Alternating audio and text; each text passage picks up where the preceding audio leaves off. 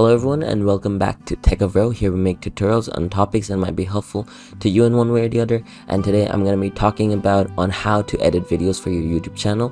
Well, primarily for your YouTube channel, you want to make sure that you edit videos in such a way that it captures the audience's attention.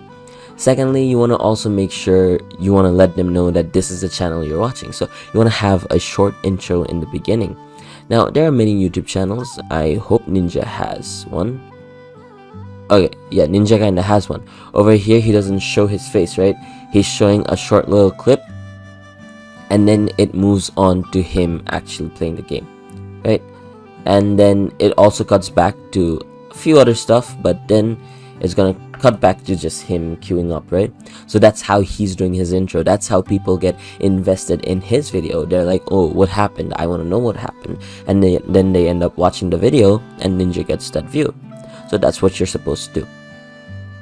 And that's how you're supposed to actually edit your YouTube videos, so that your audience's attention gets captured.